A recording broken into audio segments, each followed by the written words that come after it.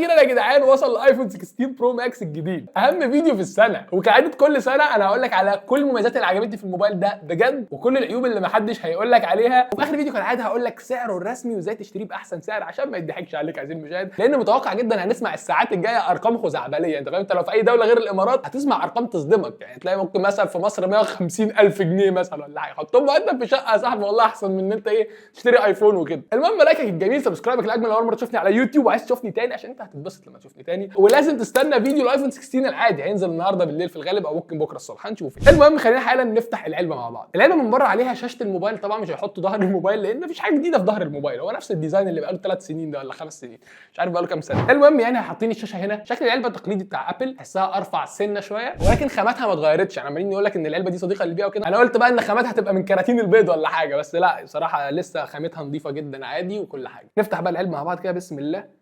تاتا الله، هتلاقي بقى الايفون جوه. طبعا احنا مش هوريهولك دلوقتي بقى، يعني خليها على جنب كده. هتلاقي عندك هنا كابل الشحن ودبوس السيم كارد زي الشهير بتاع ابل، ما اتغيرش، هو زي ما هو. جوه العلبه كده هتلاقي عندك مش فاهم ايه دي. بص هي مش كتيب تعليمات، هي ورقيات يعني نثريات كده، فاهم؟ شويه ورق كده محطوط بشكل بيضاوي عشان يحاكي الشكل الجديد للعلبه من جوه. بس خلاص يعني انت لو مستني بقى محتويات علبه مش عارف، مفيش محتويات علبه خلاص. الاستيكرز اتشالت، ايوه الناس كتيره جدا اتكلموا عن الموضوع ده. الاستيكرز اتشالت وبتتباع عند ابل عادي جدا في الستور، مش عارف بكام دولار يعني. هنفتح بقى مع بعض كده الشاشه ونشوفها مع بعض.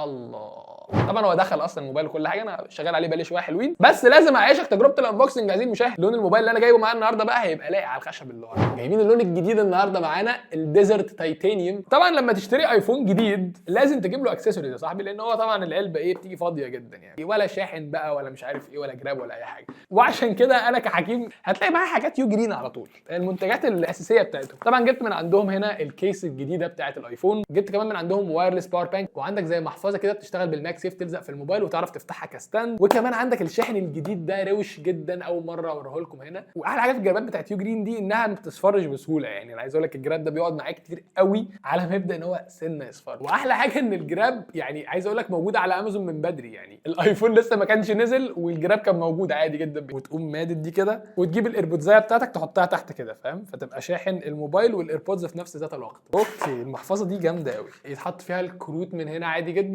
تلزق عليها ومتينه جدا مستحيل تتشال، وتفتحها بالشكل ده، تحط هنا الكروت بتاعتك تقفلها بالشكل ده، تعرف تستخدمها كستاند للموبايل يتسند عليها كده تتفرج. ده حرفيا ستاند يا جماعه، تحط عليه الموبايل كده وتقعد بقى تتفرج عليه. ممكن تقلبه كده مثلا يبقى ظاهر لك بقى الموبايل بالشكل ده. طبعا كده كل المنتجات اللي بنتكلم عليها دي هسيب لك اللينك بتاعها تحت في الديسكربشن دلوقتي حالا من على يو جرين، تقدر تشتريها بسعرها رسمي توصلك لحد باب البيت تاني يوم على طول ما تطلبها. الباور بانك ده 10000 ملي امبير، الجديد فيه بقى هنا ملمس رابر كده، هنا بقى ملمسه احسن كتير جدا، طبعا اتحسن كتير عن قبل كده. خرج سرعه شحن 20 واط وايرلس، وعندك هنا لمبات ال اي دي تعرف منها الباور بانك مشحون قد ايه. وبس لينكات كل المنتجات دي تحت في الديسكربشن دلوقتي حالا، وعلى فكره عليها خصم دلوقتي فيا دوبك تلحق تشتريها، يعني كل المنتجات دي عليها خصومات دلوقتي. لونه مش مفهوم، يعني انا عايز اقول لك انا قعدت ابص له كتير كده اول ما جبته، انا مش عارف انا ندمان ولا انا مبسوط ولا ايه. هو لون بني جدا على الحقيقه، بني ميال سنه للذهبي بس هو مش ذهبي، يعني هو في الصور كان ذهبي، في الحقيقه لا بني جدا عادي. الحواف بتاعته زي ما انت شايف كده حواف مطفيه لونها بني ساده جدا، يعني مفيش فيها بقى ولا ذهبي ولا بتاع. وللاسف الحواف بتبصم هنا كده وبتتلحوظ بسرعه، من اول كام ماسكه كده اتلحوست خالص، فانت كده هتركب له جراب اكيد يعني مش هتشيله كده. شكل الموبايل ما اتغيرش عن اي حاجه خالص من ساعه الايفون 11 برو ماكس، يعني وهو زي ما هو نفس الثلاث كاميرات والكلام ده. طبعا الكاميرات بتكبر وحاجات كده بس تمام، مفيش اي تغيير كبير خالص في شكل الموبايل غير لما تبص على الجنب هنا. وهنا بقى يجي لحظه بقى الحاجات الجميله بقى. انا مبسوط جدا بالبتاع اللي اتضاف جديد ده. انا ليه بقول لك بتاع اتضاف جديد؟ لان هم مش عايزين يعتبروه زرار. ابل يعني بتقول لك ده مش زرار، لا ابسولوتلي كاميرا كنترول بس. يعني هتقول لي طب يعني ايوه زرار كاميرا لا مش زرار، ما تقولش زرار. هم عندهم حق الصراحه، لان هو عارف لما تقول زرار ده يعني مثلا زي زرار اللوك مثلا ما بيعملش حاجه غير انه بيتداس عليه، فاهم؟ زي زرار الفوليوم مثلا ما بيعملش حاجه غير انه بيتداس عليه. انما الكاميرا كنترول ده مش زرار فعلا، هو فعلا في تراك باد كده ماشي، بتقعد تزوم فيها وتروح وتيجي وبتاع، تتنقل ما بين الاوبشنات وحاجات كده. وفي نفس الوقت في نوعين للضغط على الزرار ده، في ضغط خفيفه وضغط عميقه جدا لجوه. هو فعلا ميكس ما بين حاجات كتيره، بروفيشنال قوي صراحه، وشايف ان هو جامد يعني. ولما تبص عليه كده هتحس ان هو مثلا زرار بصمه كده ولا حاجه، مش مفهوم يعني هو شكله داخل لجوه غطسان لجوه كده. طبعا ده ميزته بقى، اول ما تضغط كده بص ضغطه واحده يفتح معاك الكاميرا على طول. انت فاتح اي حاجه في الموبايل عادي، واول ما تضغط هنا كده تفتح الكاميرا على طول. عايز تاخد صوره على طول تضغط نفس ضغطه كمان كده اهو، تاخد صوره كمان، تك تك تك، عمال تاخد في صور براحتك. فطبعا كتصوير الموضوع بقى اسهل، انت لقيت اي حاجه كده انت عايز تفتح على طول تصور، فضغطه واحده تفتح ابلكيشن الكاميرا، ضغطه كمان تصور الصوره. عايز بقى تستخدمه، ما هو كاميرا كنترول بقى، تتحكم في كل حاجه في الكاميرا. لو عملت سكرول بصبعك كده لفوق او لتحت هتلاقي اوبشن الزوم، في زوم اوت وفي زوم ان. بص كده ممكن ازوم ان عادي 1 و2 و5 اكس وبتاع، وترجع تاني وهكذا. الهابتك فيدباك بتاع ابل ده موجود هنا في البتاع ده في الكاميرا كنترول. هتحس كده ايه وانت بتتنقل ما بين الواحد اكس ال2 اكس ال5 اكس، هتلاقي ان الموبايل بيتهز معاك في زنه كده، هو بياخد ويدي معاك، فاهم؟ هو فاهمك يعني انت بتعمل ايه. طيب عايز اجيب اوبشنات تانية، فهتضغط ضغطتين صغيرين هيظهر لك اوبشنز تانية، زي مثلا انك تعمل زوم او انك تتحكم في الاكسبوجر وهكذا. اوبشنات كتيره في الكاميرا ممكن تتحكم فيها من هنا. الستايلز مثلا ممكن تغيرها من هنا عادي جدا، تقعد تنقل ما بين الستايلز عادي جدا. كل حاجه هتلاقيك بتستخدمها من الزرار ده. بلاش بقى نقول زرار بقى انت زرار ايه بقى؟ طبعا اول ما تسمعني اقول زرار اعرف ان انا اتلخبطت. هو مش زرار صاحبي، هو مش زرار، هو كاميرا كنترول. في بقى ملحوظه لازم تلاحظها، ايه بقى؟ هم برضو صايعين في الحته دي. اول ما تيجي تستخدم الكاميرا كنترول ده هتلاقي ان الشاشه، بص كده الشاشه اختفى من عليها كل الاوبشنز عشان يحفزك انك تستخدم الزرار اكتر، فاهم؟ بصراحه حوار الكاميرا كنترول ده بالنسبه لي انا شايفه صايع، يعني انا كحكيم مبسوط منه جدا. دي اكتر حاجه عجباني في الايفون اصلا الجديد، حاجه اكسكلوسيف للايفون ده، فاهم؟ مش موجوده في اي ايفون تاني ومش موجوده في اي موبايل تاني اندرويد. افتح بقى ايه شاشه الموبايل كده واتفرج عليها بقى، واتفرج على احلى حاجه في الموبايل ده. حواف الموبايل بقت اصغر بكتير زي ما انت شايف كده، الموبايل بقى اكبر بكتير، 6.9 انش، نفس الشاشه اللي كانت موجوده في الايفونات قبل كده عادي. الشاشه ال تي بي او سوبر ريتينا اكس دي ار اوليد ديسبلاي، هنا 120 هرتز ريفريش ريت عالي طبعا، مش زي الايفون التاني اللي هنتكلم عنه بالليل. عشان كده قلت لك يا صاحبي اعمل سبسكرايب، والله هيفوتك فيديو بتاع بالليل ده، هي مهم جدا. انا بقول لك يعني ان هو هيكون ارخص ايفون بقى من ابل وبتاع، ايفون الغلابه يعني ممكن تشتريه عادي يعني. طبعا الفريم هنا من التيتانيوم وبتاع والحاجات الجميله دي، ولكن اكتر حاجه ملفته فعلا هي بقت شاشه الموبايل يا جماعه. مفيش حواف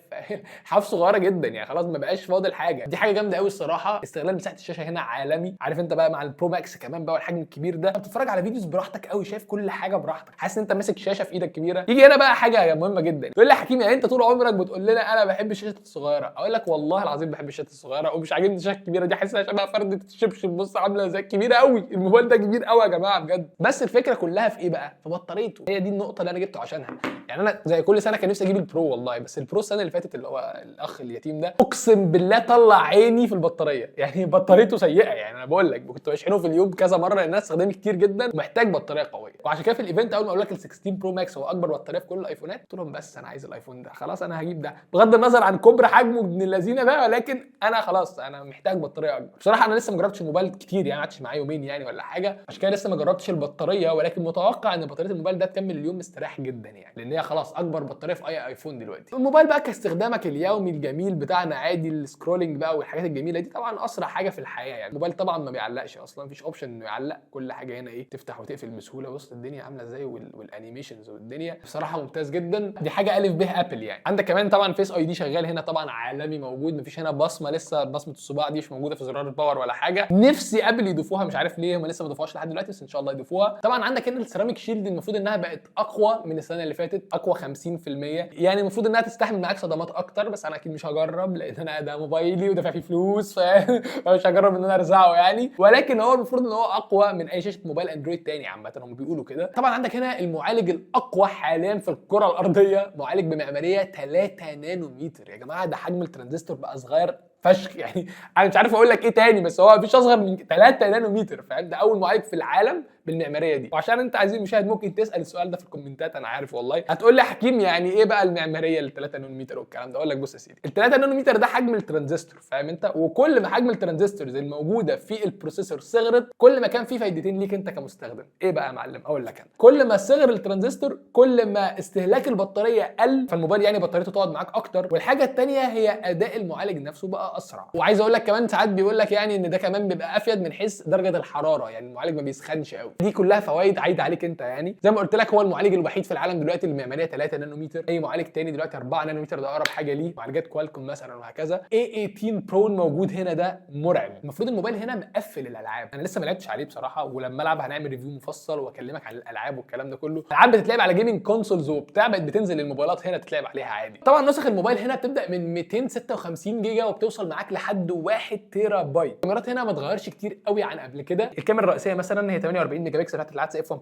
وكاميرا تليفوتو 12 ميجا بكسل اف 2.8 والكاميرتين دول تقريبا هيبقوا زي السنه اللي فاتت، مش هيطلعوا نتائج مختلفه. ولكن التطور الرهيب اللي حصل هنا هو كان في الكاميرا الالترا وايد. الكاميرا الالترا وايد في الموبايل هنا هي بقت 48 ميجا بكسل. فتحه العدسه بتاعتها اف 2.2، اي نعم فتحه العدسه ضيقه الى حد ما، في ظروف الاضاءه الضعيفه هتبقى مش احسن حاجه. هنا الموضوع اتحسن كتير جدا. شوف الصور اللي قدامك فعلا باين الفرق، في تفاصيل اكتر في الصوره تعرف تعتمد عليها من الاخر يعني، سواء في صور او في فيديوز يعني. ومن حيث تصوير الفيديو في الموبايل تطور جدا يعني، استنى تعالى كده، جدا جدا. فكره اصلا ان في موبايل على الكره الارضيه بيصور 4K 120 فريم في الثانيه ده رقم مرعب. خلاص احنا ايه بقى يعني، هنعمل ايه بعد كده؟ نرمي الكاميرات بقى، الكاميرا اللي انا بصور بيها دي ارميها ولا ايه؟ انا الكاميرا بتاعتي اللي دافع فيها دم قلبي وجايب لها عدسه ومش عارف ايه وبتاع، الكاميرا اللي بصور بيها دي ما فيهاش اصلا اوبشن ال 4K 120 ده. ازاي الموبايل ده بالرفع ده بالسعر ده من غير اي حاجه بقى، بس هو لوحده كده بيصور 4K 120 فريم لوحده حمله اقسم بالله لوحده حمله يعني. مش فاهم ايه ده، حاجه اقسم بالله مرعبه، مش مصدقها لما شفتها يعني. بص دوم دايز فيديو هنا كده وبعدين هات 4K وكمل بقى معاك، ادي 60 وادي 120 فريم، تصور فيديو 120 فريم يعمل لك اجدعها سلو موشن انت عايزه. بيرفكت الصراحه،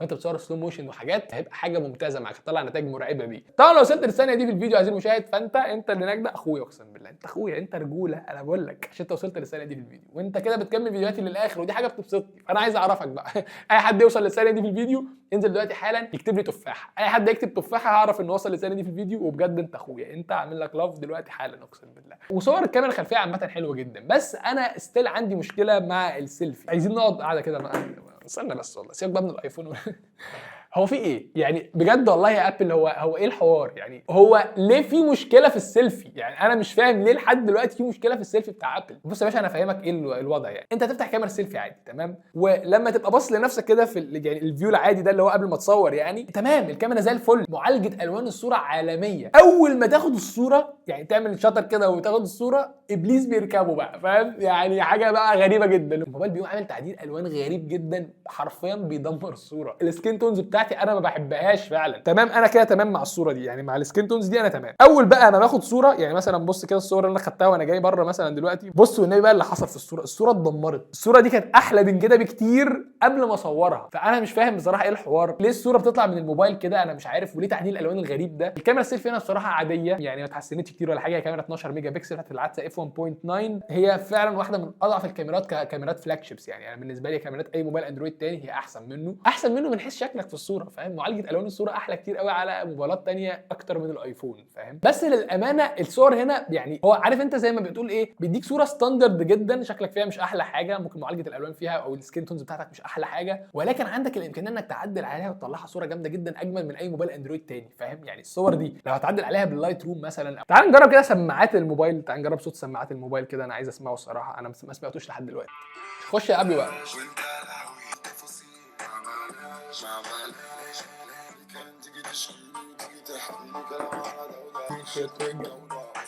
لا جامد جامد. صوت الايفون اقسم بالله عالمي، انت فاهم حاجه؟ انت بتسمع صوت لا مش طبيعي، لا مش طبيعي، لا انا بقول لك والله ده احسن صوت سماعات موبايل ممكن تسمعه. ازاي النقاء الصوت وازاي التفاصيل اللي انت سامعها في الباك جراوند دي، في طبقات صوت انت ما بتسمعهاش في موبايلات ثانيه، بتبقى سايحه كده، فاهم؟ بص يا سيدي، بالنسبه للبطاريه زي ما قلت لك، هي بقت اكبر بطاريه في اي ايفون دلوقتي. كام ملي امبير بالظبط ومحدش قايل، ابل ما بتقولش الكلام ده. الحاجه الثانيه سرعه الشحن هنا المفروض انها عليت، انا مش عارف بصراحه هي عليت ولا لا، لان هم ما قالوش في الايفنت، وفي ناس بعد الايفنت قعدوا يقولوا هي عليت ومش عارف ايه. مش عارف بصراحه الكلام ده اشاعات ولا لا، مش عارف اجربه ازاي يعني. انا هبدا اقيس بقى كده ايه نسبيا هي بتشحن في قد ايه واقول لكم هي عليت ولا لا، بس هو لحد دلوقتي مش مكتوب عنها انها عليت ولا حاجه على موقع ابل الرسمي. كسرعه شحن بالماك سيف بقى هي عليت لحد 25 واط المفروض. الالوان المتوفره من الموبايل ده عندك الديزرت تيتانيوم، وعندك الناتشرال تيتانيوم بتاع السنه اللي فاتت عادي جدا اللون الهيرو، وعندك الابيض والاسود. عشان الفيديو ده تشوفوه بدري كده بصراحه كان مجهود يحترم جدا من الناس في اي سيتي. لو ما تعرفش اي سيتي فانا اشتريت منهم يعني، دي حتى هي الورقه اللي دافع بيها يعني، دافع بجد شاريه. اي سيتي يا جماعه موجود هنا في الامارات في مولات كتيره جدا، فروعهم موجوده، سيب لك اللينك بتاعهم تحت في الديسكربشن دلوقتي. احلى حاجه عندهم ان استلام الايفون هو يوم استلام الايفون الرسمي الساعه 8 الصبح، انك جايبه من ابل ستور، وبجد مفيش زحمه بقى والدنيا فاضيه وبتاع. انا رحت عادي جدا خلصت الدنيا في 3 دقائق حرفيا. وكمان جايبين معاه باندل كده زي ايه، عندك جراب هنا سيليكون موجود اهو، ومعاك كمان راس شاحن هدايا من عندهم 45 واط، تقدر تحجز الايفون الجديد من عندهم قبل ميعاد نزوله تستلمه يوم الاستلام عادي جدا، تاخد معاه البندل دي بسعر اعلى سنه بسيطه مش قوي. تقدر تشتريه دلوقتي لو انت عايز تشتريه، يعني اللينك تحت في الديسكربشن دلوقتي حالا، انزل اطلبه من عندهم. بصراحه الناس يعني ايه، انا عجبني جدا حوار ان انا استلمت في نفس الميعاد ده، صراحه دي اكتر حاجه مهمه، لان في اماكن تانية هنا في الامارات تقول لك هتستلم النهارده ده ويغفلك يبعتوا لك بعدها باسبوع، فاهم؟ فيعني الحوار ده جامد جدا. شكرا جدا اي سيتي الصراحه ان هم وفروا لنا بدري. طب تعالى نتكلم على سعر الموبايل الرسمي اللي هو المفروض يعني تشتريه بيه، فاهم؟ انا بقول لك تاني السعر الرسمي مش السعر اللي هتسمعه في مصر كمان كام ساعه. استلم ايفونك ب 130,000 جنيه. مش عارف بجد سعر الايفون هيوصل لايه في مصر، انا مش عارف، وحاسس ان انا بعد ما انزل الفيديو ده هسمع ارقام تحت في الكومنتس عندكم وهتبقى مرعبه. الناس تقول لي بقى ايه ده مش عارف فلان بيبيعه ب 150,000 جنيه. المهم سعر الايفون الرسمي هنا في الامارات هو مش نفس سعر اللي بيتعلن في الايفنت، خلي بالك. سعر 16 برو ماكس 5100 درهم للنسخه ال 256 جيجا. 5100 درهم ده يعني 1400 دولار حوالي كده، يعني ده اغلى من السعر العالمي اللي تم الاعلان عنه في الايفنت ب 200 دولار. بس يا جدعان ده كان ايفون 16 برو ماكس الجديد، انطباعات اوليه كده سريعه، ويعني قلنا نجرب كل حاجه فيه. قلت لك على حاجات كتيره جدا ما عجبتنيش فيه وحاجات عجبتني فيه، مش هقول لك على المميزات بس، احنا بنتكلم على كل حاجه، انت عارف متعودين على كده من بعض. ما ينفعش اجي اقول لك يا باشا كل حاجه حلوه بتاع، لا يا باشا في حاجات مش اجمد حاجه. المهم لو عندك اي سؤال طبعا على الايفون الجديد اكتبوا لي تحت في الكومنتس دلوقتي حالا، عشان انا بجهز للريفيو الكامل ان شاء الله هينزل الاسبوع الجاي. استنى فيديو الايفون 16 الجديد، 16 العادي الرخيص جدا ده هيجي ان شاء الله النهارده، هينزل الفيديو ممكن بالليل مثلا او بكره الصبح. وبس يا جدعان، سيبوا لايك وسبسكرايب كبير، ولكن اخر فيديو جديد. بيس.